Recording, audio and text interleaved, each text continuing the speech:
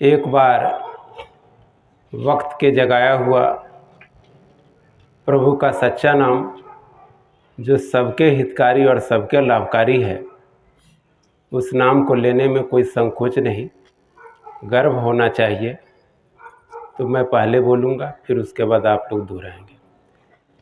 जय गुरुदेव, जय गुरुदेव, जय गुरुदेव। नाम किनका? प्रभु का प्यारा नाम।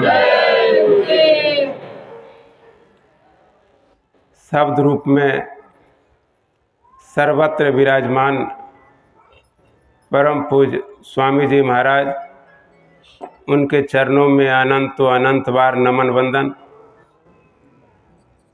वक्त के मथुरा के रखवाले और लोगों को संभाल करने वाले महाराज जी के चरणों में कोटि कोटि नमन वंदन।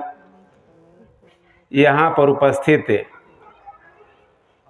दिल्ली प्रदेश के उपाध्यक्ष महोदय तिवारी जी, श्रीवास्तव जी, सम्मानीय मिश्रा जी एवं दूर दूर से आए हुए हमारे बीच भाई बहन और कॉलोनी वासियों, अड़ोसी पड़ोसी, जहाँ तक आवाज़ जा रही है, उन सबके बीच, दोनों आँखों के बीच जीवात्मा बैठी है।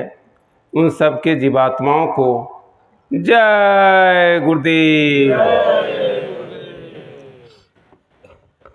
सबसे बड़ी बात यह है कि ये सत्संग का कार्यक्रम चल रहा, लोगों के बीच यह प्रचार किया गया कि अभी सत्संग होगा। वहाँ सत्संग का मतलब है सच्चा, सत्य। सत्य वही है जो कभी समाप्त नहीं होता है, जो ख़त्म नहीं होता है, जो बदलता नहीं है। झूठ बदल जाता है, उसका रंग रूप आकार प्रकार बदल जाता है, और सच्चाई का रंग नहीं बदलता। वो सच्चा चीज़ क्या है, वो सच्चा सार क्या है? तो हम सबके अंदर वो जीवात्मा है, जिसको रूह कहते हैं, जिसको आत्मा कहते हैं, जिसको सोल कहते हैं, वो सत्य है। जैसे ही इस शरीर से वो सत्य चीज़, वो सार चीज़ निकलती है, वैसे ही ये शरीर, चाहे हम ज़मीन में हों, चाहे आसमान में हों, चाहे धरती पर हों, चाहे पानी में हों, चाहे घर के बाहर हों, चाहे घर के अंदर हों, ये शरीर गिर जाता है। धड़ाम से गिरता है, कोई इसको पूछता नहीं, और तुरंत अड़ोसी पड़ोसी, इसके जानने वाले, इसके जो रिश्तेदार हैं, वो कहते हैं देखो देखो ये मिट्टी हो गई, इस शरीर को ले चलो ले चलो। तो ये वास्तव में शरीर क्या है? तो झूठा है। तो फिर इस झूठे के बीच कैसे सच्चा है? यही तो महात्मा बताते हैं कि ये सच्चा और झूठा कैसे हो गया मेल। ये सच्चे और झूठे का मेल बन गया ये संसार। जड़ और चेतन की गांठ पड़ी हुई है, ये जड़ और चेतन की गांठ कैसे खुलेगी? हम लोग तो ये सोच रहे हैं कि जैसे ही ये शरीर निकला, हमने लिख दिया कि ये स्वर्गवासी हो गए, ये जन्नत नसीब हो गया, और ये मान करके चुपचाप फिर आए वहाँ से लौट करके, और जो भी अपने अपने रीति रिवाज के अनुसार 13वीं किया, जो क्रियाकर्म किए भूल गए, अपनी दुनिया में बस गए। तो वास्तव में वो जीव गया कहाँ और उसको क्या करना था? तो क्या वास्तव में वो स्वर्ग में गया? क्या वो जन्नत नसीब हुई? क्या वो गोलोक में गया, या देवलोक में गया, या ब्रह्मलोक में गया, या तीनों देवताओं के माता जगदम्बा जी के घर में चला गया? आखिर कहाँ गया? तो इसकी खोज खबर हमने की नहीं, जांच पड़ताल किया नहीं, और जांच पड़ताल किए बिना ये मनुष्य शरीर चला गया, और हमारा भी शरीर जा रहा, हम सबका शरीर जा रहा, उसमें मैं अपने को भी मानता हूँ। ऐसा नहीं सोचिएगा कि अरे ये हम जिंदा रहेंगे, हम भी जाएंगे, और जो इन आँखों के सामने जा देख रहे हैं वो सब चला जाएगा। तो आखिर सच्चाई क्या है?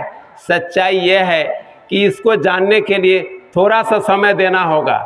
ऐसे नहीं कि इतना गूढ़ रहस्य जो हम छोटी मोटी क ख ग घ ABCD पढ़ते हैं, बच्चे को 10 बजे से 4 बजे तक, सुबह 8 बजे से 1 बजे तक स्कूल में भेजते हैं, साल भर भेजते हैं। ये पहला दूसरा तीसरा अलग अलग क्लासों में जा कर के तब वो तो ये धन कमाने की संसार की विद्या सीखता है, थोड़ा ABCD अंग्रेजी हिंदी उर्दू फारसी, वो भी पूरी बात नहीं।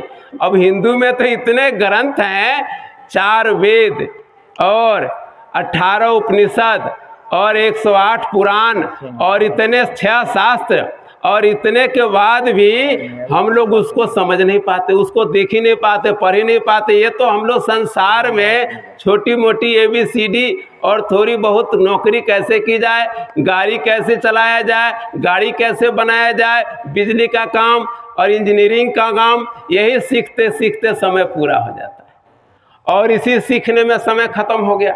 तो ये जो गुरु रहस्य है, इतना जो हम कहते हैं सच्चा जो आत्मा है, रूह है, उस आत्म ज्ञान को कैसे जानेंगे, उस आत्म विज्ञान को कैसे जानेंगे?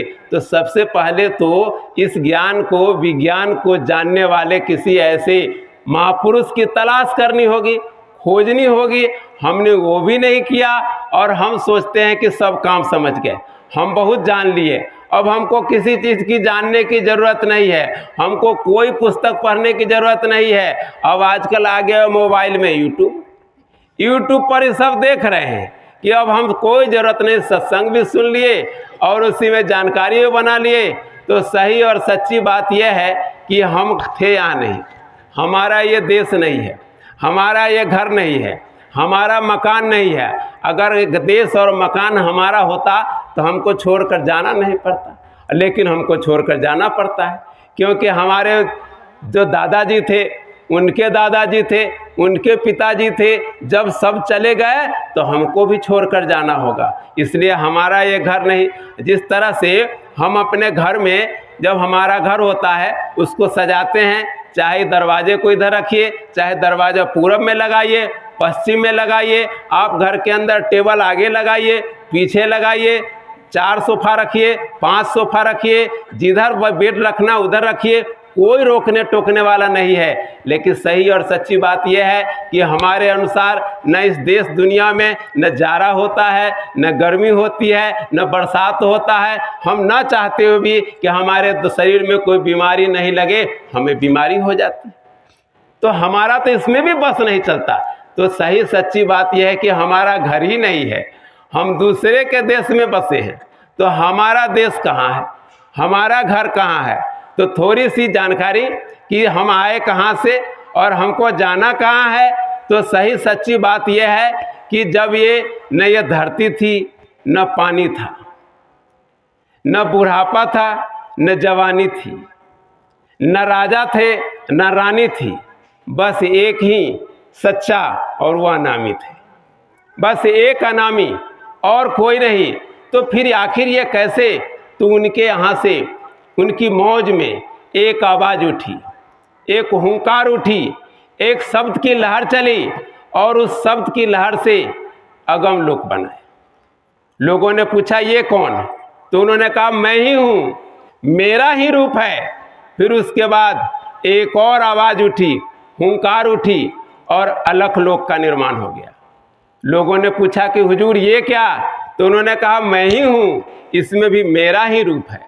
फिर एक और शब्द की हुंकार उठी और सत्यलोक की रचना है, जिसको सचखंड कहते हैं, जिसको हक कहते हैं। और उन्होंने कहा कि इसमें भी मैं ही हूँ, इसमें भी मेरा ही रूप है। और बहुत दिनों तक सारी जीवात्माएं इन्हीं लोकों में विचरण करती रही, यही निवास करती रही।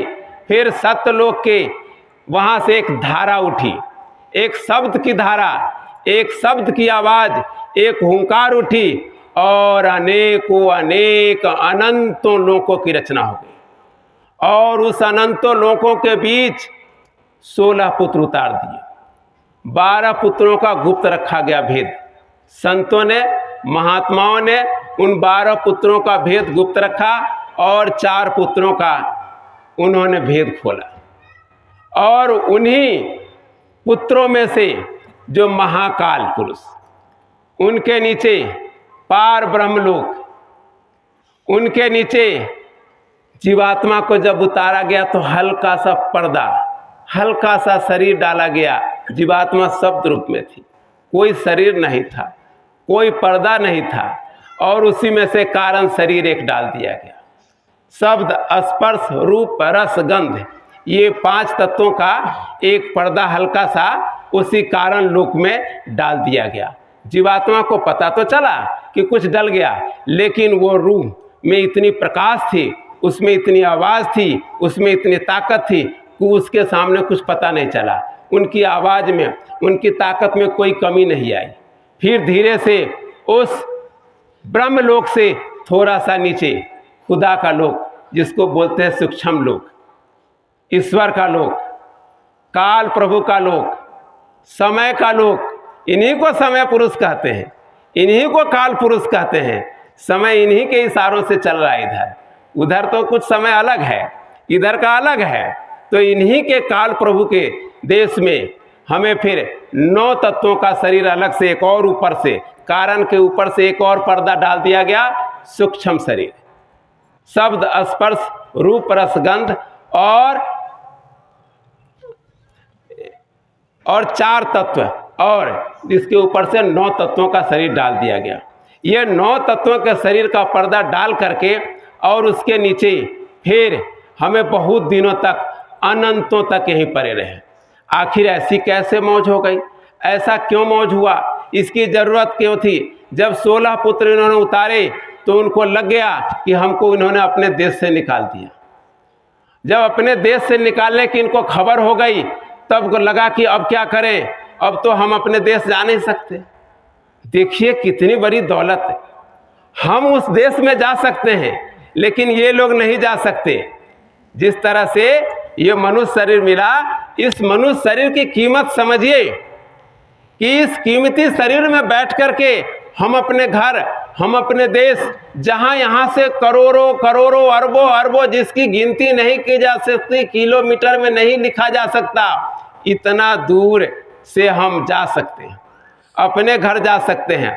और इन पुत्रों को जब निकाल बाहर किया, इनको लगा कि हमें निकाल दिया, इन्होंने यहाँ से अब हम नहीं जा सकते। तो इनके अंदर लगा कि अब हम क्या करें। तो इन्होंने बड़ी तपस्या किया, जिसकी गिनती नहीं की जा सकती, जिसकी गणना नहीं, लिखा नहीं जा सकता। और इतने दिन तपस्या करके और इन्होंने कहा कि आप भी हमें राज दे दीजिए, अपने जैसा राज दे दीजिए। अब अपने जैसा राज तो सोचिए कि राज कैसे मिलेगा, क्योंकि जड़ चीज़ों से नहीं हो सकता राज, चेतन के बिना रचना नहीं हो सकती। तो चेतन सिर्फ जीवात्मा है और बाकी सब जड़ है। तो वो जीवात्मा की थोड़ी सी उस अनामी लोक के, उस सतलोक के एक बूंद भी नहीं है। ये जितने ऊपर से नीचे तक जो लोक हैं, अनंतो अनंत लोक, उस लोक के एक बूंद के बराबर नहीं है। गुरु महाराज तो कहते थे कि अरे यहाँ तो इस लोक में, जहाँ हम लोग ये पिंड लोक में सामने देख रहे हैं एक दूसरा, क्षितिजल पावक गगन समीरा, पंच रचित यह अधम शरीरा, ये 5 तत्वों का मोटा खोल यहाँ हम देख रहे हैं, इसमें कैद है जीवात्मा। और सोच रहे होंगे कि आगे क्या होगा।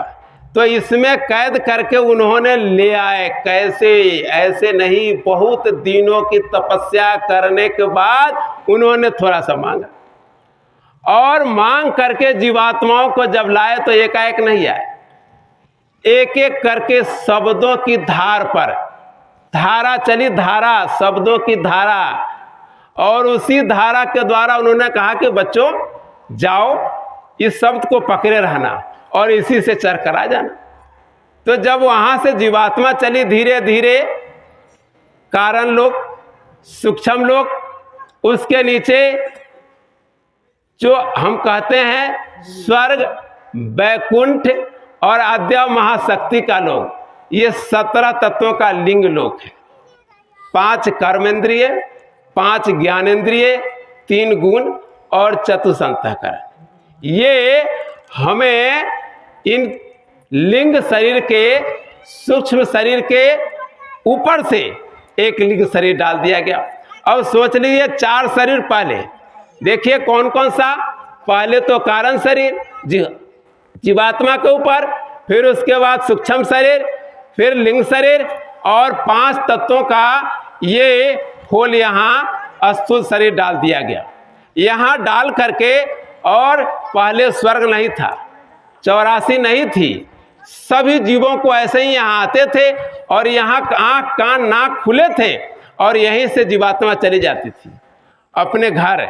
सतयुग योगी सब विज्ञानी, करे हरि ध्यान तरह सब प्राणी।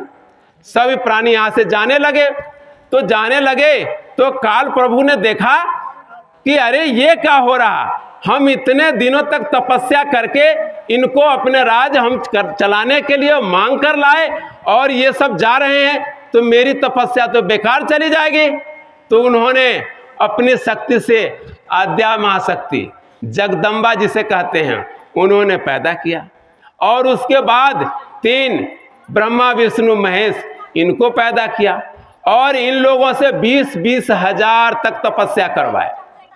तपस्या करके और एक आवाज उठी, एक वेद वाणी जिसको कहते हैं, अनहद वाणी कहते हैं। काल प्रभु ने उधर से आवाज दिया, और ब्रह्मा को जी को कहे कि आप लिखते जाइए। लिखते गए, और वही वेद 4 वेद बन गए, जिसको कहते हैं कि इसमें 80,000 कर्म कांड है, 16,000 उपासना कांड है, और 4,000 ज्ञान कांड है। सुन लीजिए, ये 1 लाख की बात है। आज के वर्तमान में 20,400 ही है उसमें लोग सुक्ति। उस 1 लाख में से तो 80,000 गायब है, 20,400 के पास अब सुक्ति बची है। उसमें कितने कर्म कांड है, कितने ज्ञान कांड है, कितने उपासना कांड है, यही नहीं समझ पाए। तो रास्ता मिलेगा कहाँ से, ज्ञान मिलेगा कहाँ से? और इतने वेद उपनिषद और इतने शास्त्र और इतने पुराण, वो तो पलटने का मौका ही नहीं मिलता।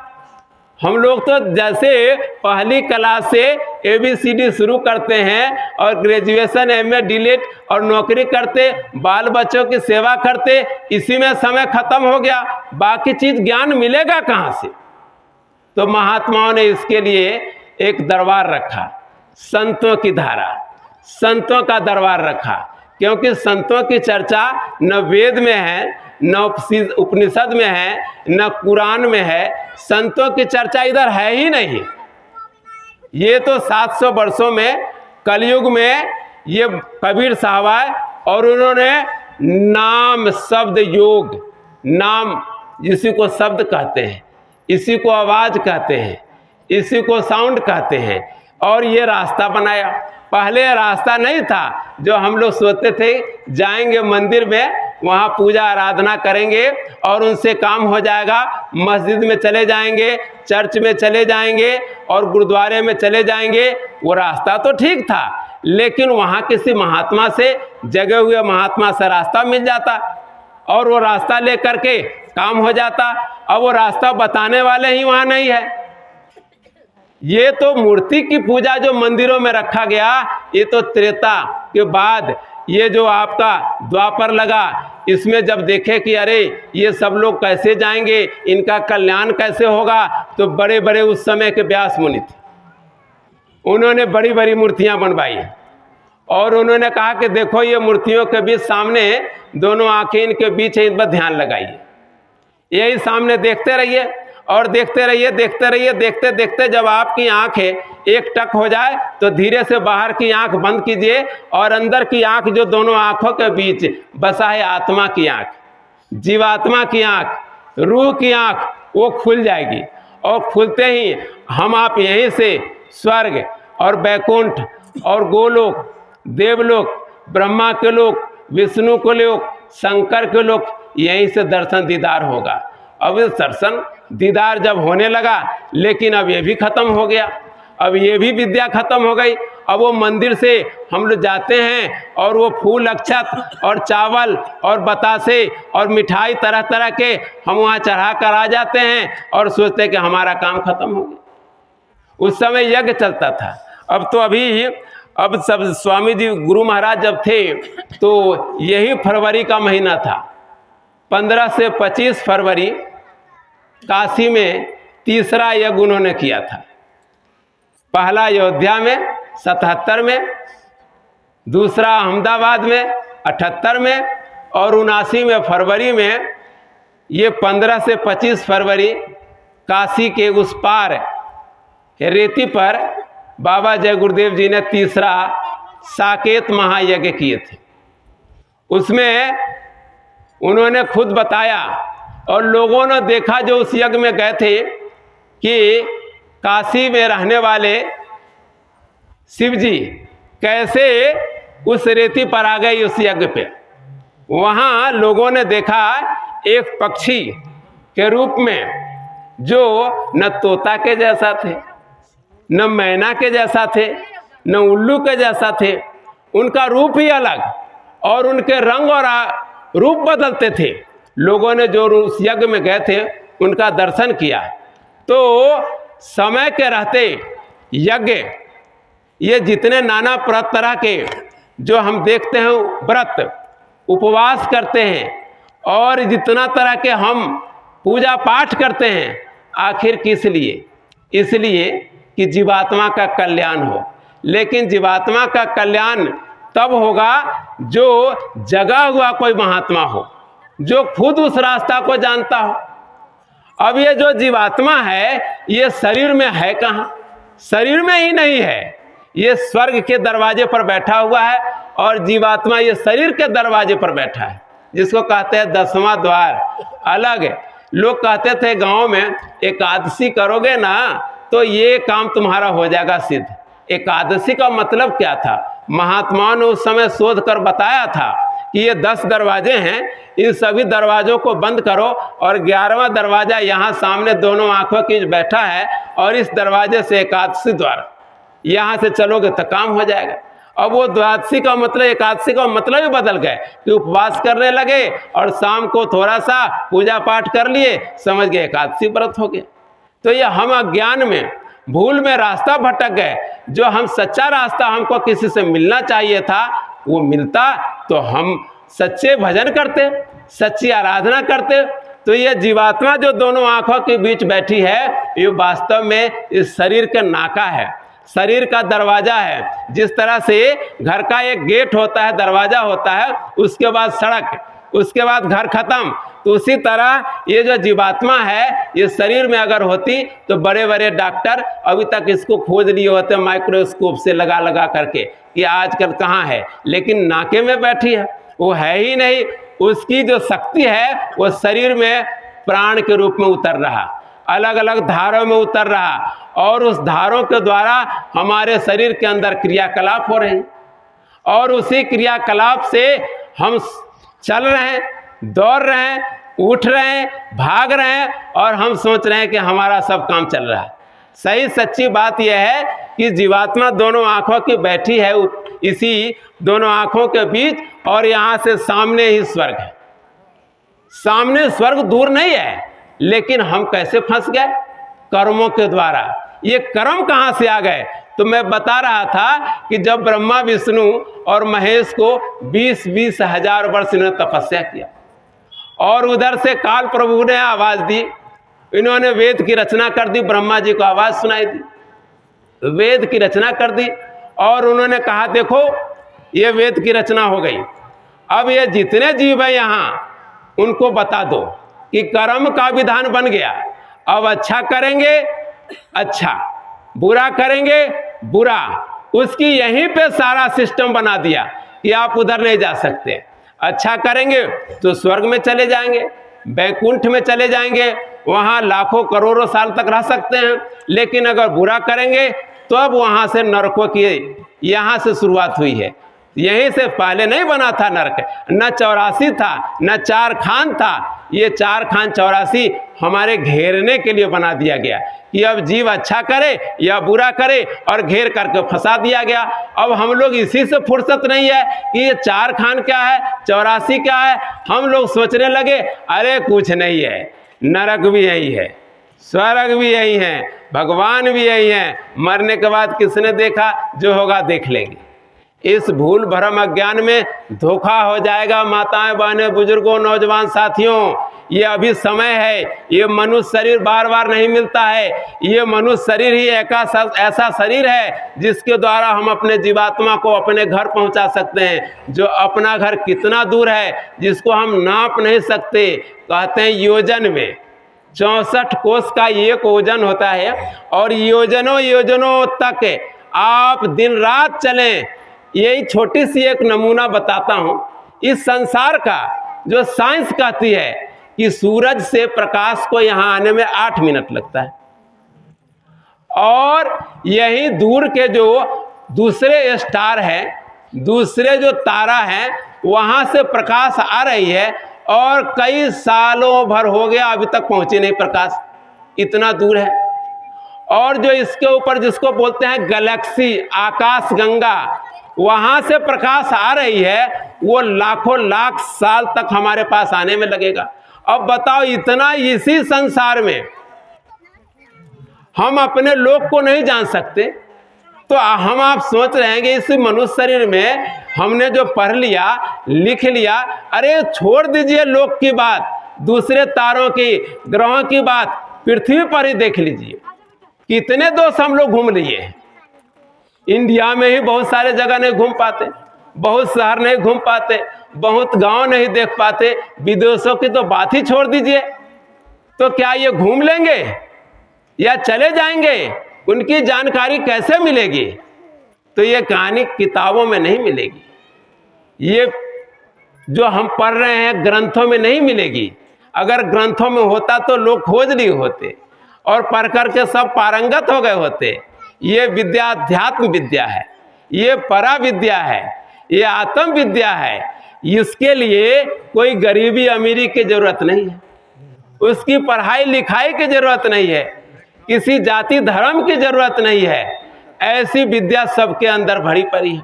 लेकिन वो विद्या मिलेगा कैसे? जो कोई ऐसा आत्म ज्ञान बनाने वाला, आत्म ज्ञान दिखाने वाला, आत्म ज्ञान को जगाने वाला मिल जाए, क्योंकि बिना जगाए तो नहीं हो सकता।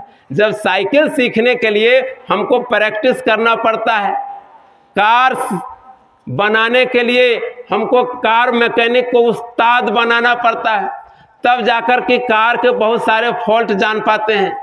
तो जो अब आत्म ज्ञान को हम देखा ही नहीं, आत्मा कैसी, मैं कैसा हूं, मैं स्वयं ही भूल गया। मैं जो बोल रहा हूं, मेरा रूप क्या है, मेरा स्वरूप क्या है, मैं ही जब जान नहीं पा रहा हूं, तो मैं कैसे बताऊं कि मेरा रूप क्या है?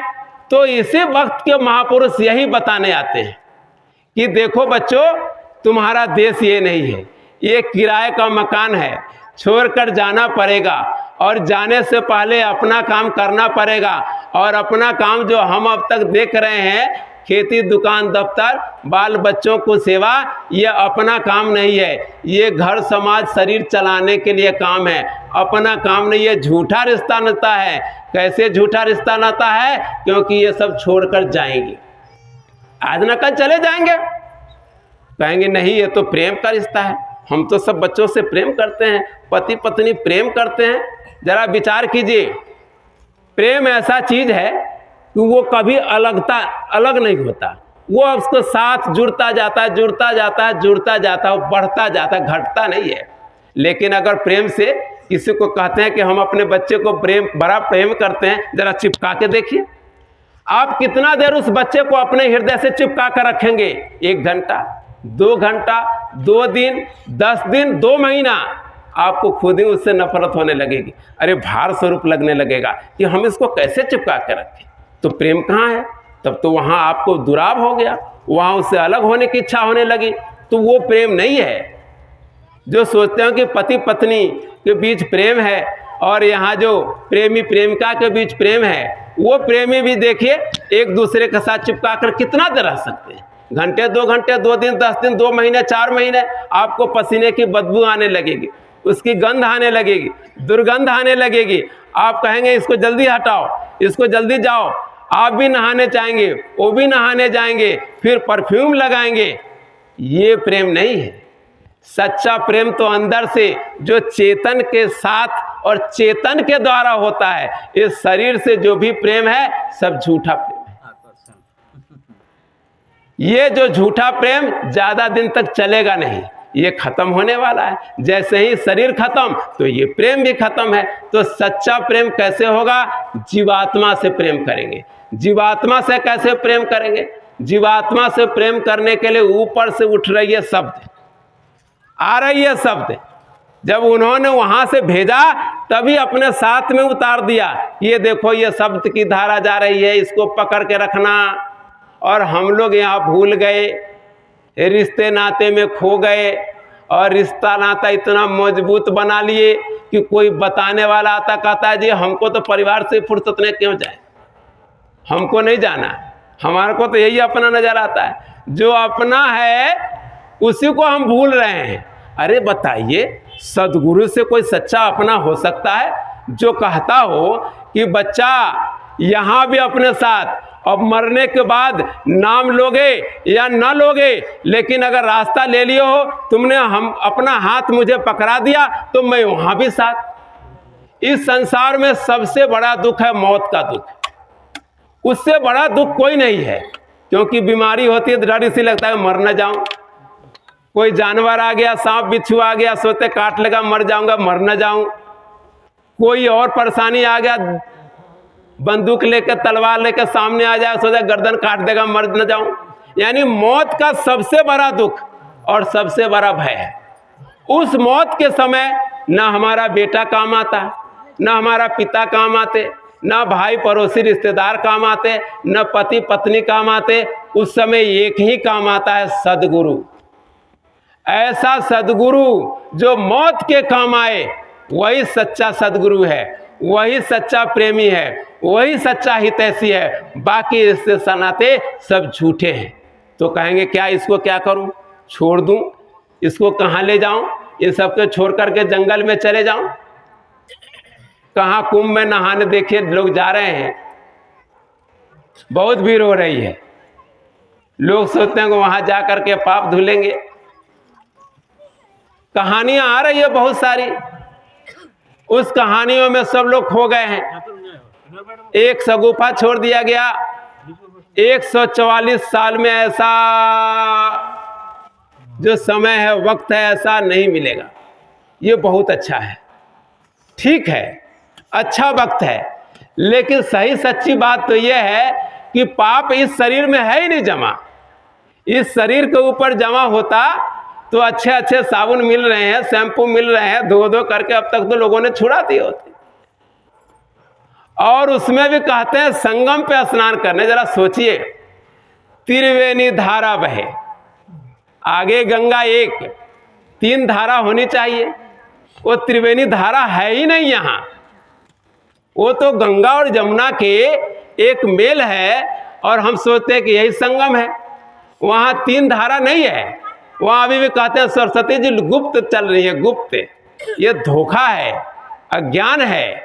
ये त्रिवेणी धारा ये नहीं है। जब जीवात्मा इन्हें दोनों आंखों के बीच ऊपर के लोकों में जब विचरण करना शुरू करती है तो स्वर्ग में ही अनेक तरह के देवी देवताओं का, यक्षों का दर्शन होता है। और भाग्य सराहे सूरती कर लावे बहु सेवा। वहाँ के देवी देवता इस जीवात्मा के जो यहाँ से निकल के चलते उसके भाग्य की सराहना करते हैं कि कैसा अहो भाग्य है कि देखिए ये जीव ऊपर जा रहा, मैं तो जा नहीं सकता। तभी तो कहा गया है कि बड़े भाग्य मानुष तन पावा, सुर दुर्लभ ग्रंथन गावा। यानी देवताओं को ये सुलभ नहीं है, ये साधन उनके पास है ही नहीं। उनके पास ये विकल्प ही नहीं है कि हम इस शरीर से निकल के जा सके। मनुष्य शरीर में ये विकल्प है, मनुष्य शरीर में रास्ता है, किसी अन्य योनि में रास्ता नहीं है। 84 लाख जो देख रहे हैं अन्य योनियों में नहीं है। नरक तो अलग है, वहाँ की यातना तो अलग है, वहाँ का दुख तो अलग है। अगर इसी स्वर्ग की जब चढ़ाई होती है, जीवात्मा ऊपर चलती है और जब गुरु की दया होती है तो ऊपर से दिखाते हैं कि देखो ये नरक में कैसे जीवात्मा कष्ट भुगत रहा। वहाँ लाखों लाखों मील तक आवाज़ जाती है, जीवात्मा को कोई आवाज़ सुनने वाला नहीं है, कोई बचाने वाला नहीं है। हम लोगों को जरा से एक उंगली कट जाती है, दौड़ कर भगते, अरे तो खून लपेटो, बहुत दर्द हो रहा। जरा सा इसमें से कहीं कांटे चुभते हैं, चिल्लाते हैं, अरे बहुत दर्द हो रहा है। कोई दर्द नहीं है इस संसार में, कोई दर्द ही नहीं है जो नरकों में यातना दी जा रही है। जब महात्माओं ने देखा और जब देखा कि अरे वहाँ तो पीटे जा रहे हैं, काटे जा रहे हैं, जलाए जा रहे हैं, सड़ाए जा रहे हैं, यही जीवात्मा जो इन आँखों के बीच बैठी है, दोनों आँखों के बीच, इसी का ये हाल है। तब उन्होंने बताया कि बच्चों इससे बचने का रास्ता क्या है, और बचने का रास्ता यह है कि शब्द को पकड़ो और शब्द को पकड़ के ऊपर चढ़ना है। जैसे मछली चलती है पानी में तो देखते हैं जिधर से पानी आता है उधर की तरफ जाती है मछली। मछली उल्टा नहीं, जिधर पानी के साथ नहीं बहती। मछली जिधर से पानी आती है वो सोचता है कि पानी इधर ज़्यादा और अधिक होगा तभी तो इधर से आ रहा, वो उल्टा चलती है। तो मछली की तरह इस शब्द को, धार को पकड़ के ऊपर की तरफ चलना है। और जब यही दोनों आँखों के बीच बैठी हुई जीवात्मा जब स्वर्ग में जाती है और दर्शन करती है देवी देवताओं के, तो ऊपर चौथे आकाश पे, चौथे भुवन में ब्रह्मा का लोक सबसे पहले। वहाँ सभी ब्रह्मा ही ब्रह्मा है। और सभी ब्रह्मा जो आप देखते हैं कि 4 मुंह वाले ब्रह्मा जी, वो चौथे लोक पर, चौथे आकाश में बैठे हैं। नहीं कि सबके 4-4 मुंह हैं वहाँ, उनकी अलग रूप, उनकी अलग शोभा है। और उसके ऊपर 5वें आकाश पर विष्णु जी का लोक है, वो अलग लोक है उनका, दिव्य लोक। उनके ऊपर चले जाइए तो शंकर देवों का देव कहते हैं, शंकर महादेव का लोक है, उनका अलग लोक है। और इन सबसे ऊपर जगदम्बा का लोक, जिसको कहते हैं आद्या महाशक्ति का लोक, उनका लोक, जो तीनों को पैदा की इनकी माताएं हैं, वो सभी लिंग लोक में आते हैं। यानी स्वर्ग, बैकुंठ और आद्या महाशक्ति का लोक, ये सभी लिंग लोक में है। ये लिंग शरीर की रचना है। 5 है ज्ञान इंद्रिय, 5 कर्म इंद्रिय और 3 गुण और चतुर्थ अंतःकरण। ये 17 तत्वों का लिंग शरीर है। इस जो मोटा खोल देख रहे हैं, जो ये क्षितिजल पावक गगन समीरा, ये इसके अंदर एक और खोल है। और उसके ऊपर जो काल प्रभु बोलते हैं, जिनका लोक सूक्ष्म लोक है, उनका कितना लोक है, कितना बड़ा लोक है। जरा विचार कीजिए और सोचिए कि हम लोग ऐसे ही से मांस की बुद्धि से विचार करते हैं, मांस के दिमाग से सोचते कि हम सब जान लिए, सब समझ गए, अब हमको कुछ नहीं वजह दिखाई दे रहा, हम तो बहुत बुद्धिमान हैं। जरा विचार कीजिए, उन्होंने ये लोक जो हम देख रहे हैं, ये जो पिंड लोक है, जो आकाश देख रहे हैं, ये पृथ्वी लोक देख रहे हैं, ये सारे लोकों को एक साथ समेट दीजिए और स्वर्ग में डाल दिया जाए तो छोटा सा, इतना बड़ा स्वर्ग है। और इस स्वर्ग को वैकुंठ में डाल दिया जाए तो छोटा बन जाएगा, इतना बड़ा वैकुंठ लोक है। और इन सबको मिलाकर के ये जो पिंड लोक जो हम देख रहे हैं आंखों से, जो ये सूरज चांद सितारे सभी इसी पिंड लोक में है। और इन सबको, स्वर्ग को, वैकुंठ को आद्या महाशक्ति के लोक में डाल दिया जाए तो एक बूंद के समान। और इन सभी आद्या महाशक्ति के लोक, जगदम्बा के लोक, सबको डाल दिया जाए एक साथ सूक्ष्म लोक में, काल प्रभु के देश में, खुदा के लोक में, ईश्वर के लोक में, तो बूंद के समान छोटा, इतना बड़ा लोक है। सोचिए कितना बड़ा लोक होगा। जो हमारा घर कितना बड़ा, अभी तो इससे रास्ते की बात है, हमारा घर तो इससे बहुत दूर है। इस सूक्ष्म लोक के परे ब्रह्मलोक, जहां कारण लोक बोलते हैं, जहां से कारण शरीर की रचना हुई, जहां से आत्मा पर कारण शरीर डाला गया, उस लोक में जो ये पिंड लोक है, लिंग लोक तीनों, स्वर्ग, बैकुंठ और आद्या महाशक्ति का लोक, और सूक्ष्म लोक जो काल प्रभु का देश, ईश्वर का लोक, खुदा का लोक डाल दिया जाए तो बूंद के समान पता ही नहीं चला कहां चला गया, इतना बड़ा लोक है। और ये कारण शरीर, कारण लोक, सूक्ष्म लोक, लिंग लोक और ये पिंड लोक, इन चारों को, चारों लोकों को डाल दिया जाए पार ब्रह्म के देश में। पार ब्रह्म का देश तो इतना बड़ा कि उनके मुहाने पर भी मानसरोवर झील है। ये हिमालय के पहाड़ वाला मानसरोवर नहीं, असली तो मानसरोवर वही वहीं त्रिवेणी बह रही है, वहीं कुंभ स्नान है। जब वहाँ कुंभ स्नान करते हैं तो ये सारे शरीर वहीं छोड़ दिए जाते हैं, तब वहीं पाप पुण्य सब खत्म, सारे ज्ञान विज्ञान इधर का सब खत्म वहीं पे, और जीवात्मा पूरी तरह निखालिस सच्चे स्वरूप में, अपने स्वरूप में आ जाती है। उस लोक की जो पार ब्रह्म लोक में एक छोटा सा मान सरोवर है, इतना बड़ा है कि सभी लोगों को डाल दिया जाए तो मान सरोवर में बूंद के समान। कितना बड़ा लोक होगा, जो इतने जो हम सोच रहे हैं यही लोग समझ नहीं पा रहा कि कितना बड़ा है। और इन सब लोगों के बड़े बड़े लोगों को डालते हुए चले जाएं तो मान सरोवर में बूंद के समान, तो पार ब्रह्म लोक कितना होगा। और इनके ऊपर भी महाकाल लोक है, महाकाल प्रभु का देश इतना बड़ा, इन सबको डाल दिया जाए उसमें तो बूंद के समान, लोटे के समान। और सबसे ऊपर अपना देश सचखंड सतलोक, जिसको अपना लोक रूहों का लोक है, वो इतना बड़ा लोक है कि ये नीचे के जितने लोक हैं सबको डाल दिया जाए तो लोटे के समान भी नहीं, बूंद के समान भी नहीं है, इतना बड़ा लोक है, इतना बड़ा प्रकाश। यहाँ सोच रहे होंगे कि जो धूप देख रहे हैं ऐसे ही प्रकाश उधर भी होता होगा। ये पीला प्रकाश उधर नहीं है, उधर का प्रकाश अलग है, दिव्य प्रकाश है, दिव्य स्वरूप है, जो इस शब्दों से नहीं कहा जा सकता, शब्दों से नहीं बोला जा सकता। इसलिए महात्माओं के वक्त के जो महात्मा रहे उन्होंने इशारा किया, और इशारा करके कहा कि देखो, अपनी आंखों से देखोगे तभी समझ पाओगे।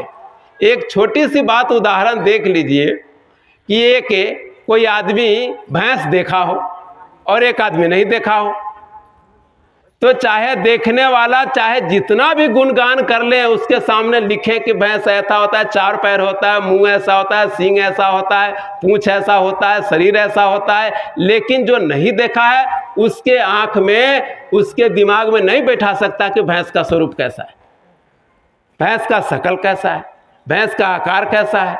तो जब तक आप अपनी आंखों से जब अपने आप को नहीं देखे तो हम अपने स्वरूप को क्या जानते हैं कि जीवात्मा का स्वरूप कैसा है, मैं कैसा हूं, हम लोग कैसे हो गए।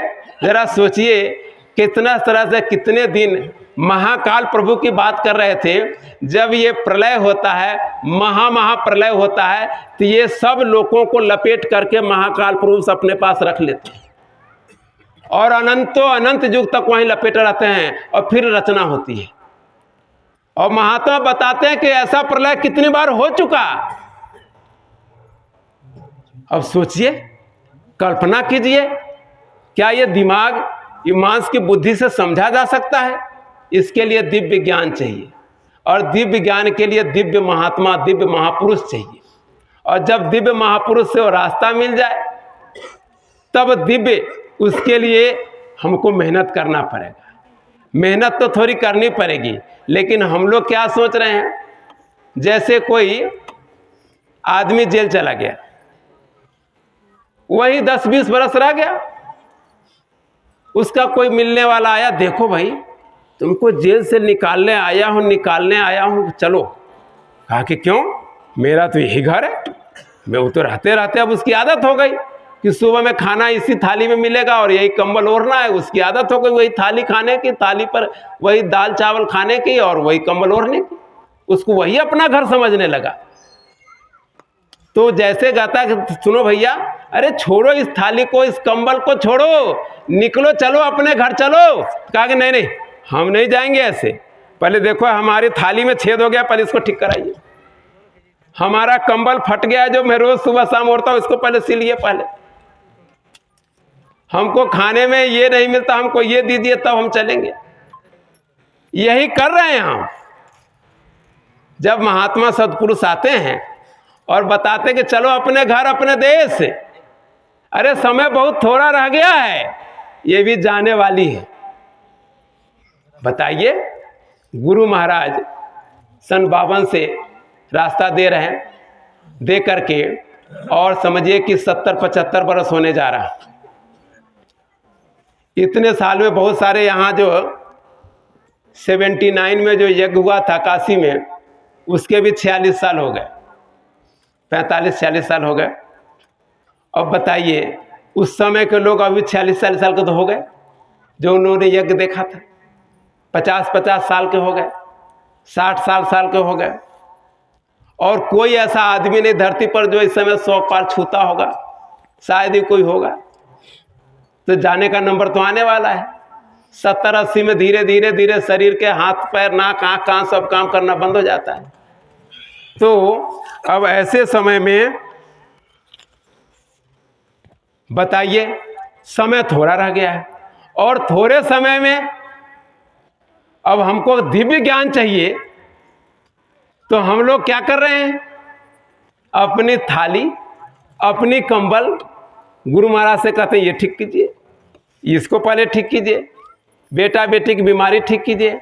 ये ठीक वही हालत है जैसे एक सुनार के दुकान पर चले गए और सुनार के दुकान पर चले गए तो सुनार के पास जैसे पहुंचे वहाँ उसने तुरंत कहा देखो ये बाहर से आए हैं, पसीना चल रहा, अरे कोल्ड ड्रिंक पिला दो, अरे एसी चलाओ, फैन चलाओ, जिनके सामने लगाओ, कोल्ड ड्रिंक ले आओ, चाय कॉफ़ी मंगवा दिया। और हम लोग सोचने लगे कि अरे ये सुनार का दुकान तो बड़ा अच्छा है, चाय अच्छा बनता है। अरे चाय उसके यहाँ थोड़ी बनती है, वो तो बाहर से मंगवा दिया। उसने इतना अर्ज कर रखा है कि वो एक ऑर्डर दिया तुरंत चाय वाला आ गया, तुरंत ऑर्डर दिया कॉफ़ी वाला आ गया, ऑर्डर दिया कोल्ड ड्रिंक वाला आ गया। आपको बहुत सारा पिला सकता है क्योंकि उसके पास वो दौलत अलग है। वो चाय कॉफ़ी नहीं बेचता है, वो कोल्ड ड्रिंक नहीं बेचता है।